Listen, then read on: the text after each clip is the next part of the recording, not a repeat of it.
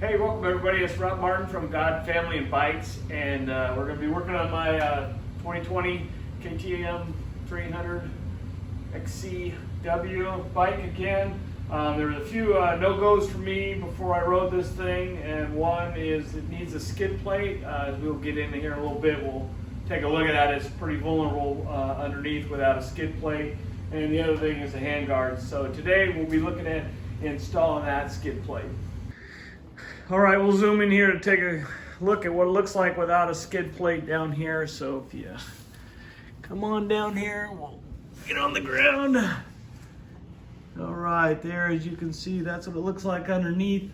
That's the engine, the motor, pretty vulnerable to rock damage there. So you can see you definitely need something down here to protect that. So we'll take a look at this KTM factory skid plate and see how well she covers that up. All right, so here's this, basically it's just a factory KTM skid plate. I got this through AOMC. I'll have a link down in the description if you want to check it out. Pretty good, we ordered it, got here fast. Seems pretty good. So like I said, this is just the regular stock plastic. It says KTM on it. I think it's just the stock plate.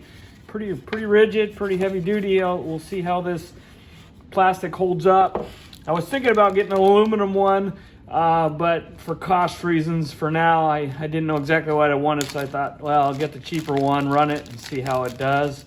I also, since then, heard some people complain about aluminum ones actually stick and hold up, where the plastic ones will slide over rocks and obstacles. I don't know, I've never experienced that. Maybe you can leave a comment if that's happened to you before. So this is pretty simple, just two mounting holes and a clip that slides over the bar down there. So we'll go load it up. All right, all you need to install this is either a Torx head or I'm going to use an 8mm socket. So there's two of those, got ready to go. This plate, you just kind of slide it up here and it kind of clips in the back, hinges up. Okay, so we got this on here, but my wife pointed out to me there's little 8mm factory bolts in here that go in the mounting holes, so you have to remove these before you can install the ones that come with the skid plate.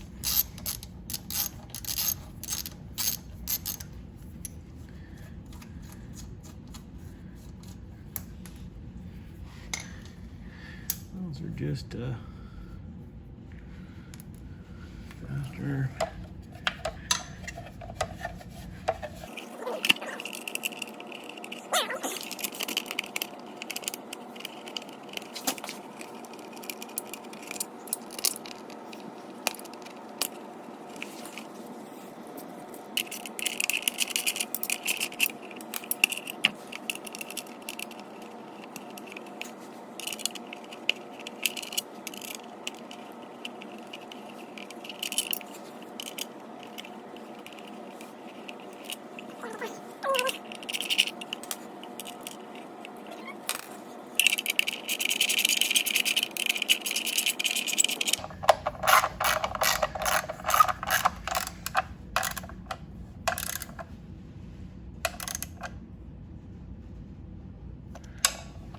All right, simple as that. Tighten up those two bolts. It's on there pretty good. As you can see, it's covered up most of the vulnerable parts.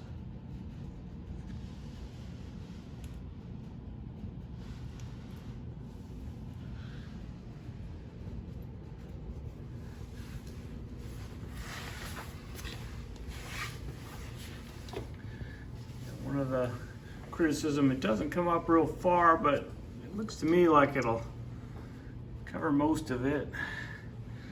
That's what it looks like in the back. It stays tucked up out of the way. Run around to the other side. see that covers up. There's a little bit of a tab that comes out over the clutch case, kind of even with the face. Right there.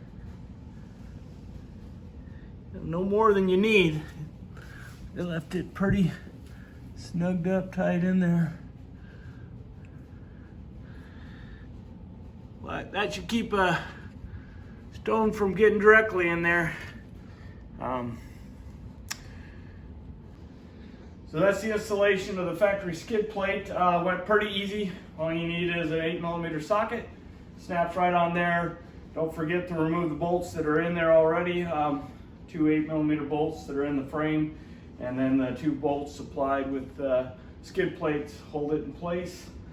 Pretty simple, pretty easy. Again, leave me comments, subscribe if you found this useful, and follow me as we keep building the bike up and getting it ready to ride. Going out next Saturday for the first real trail ride, so got to get these handguards done before then, and make sure she's ready to go. Thank you all, and God bless.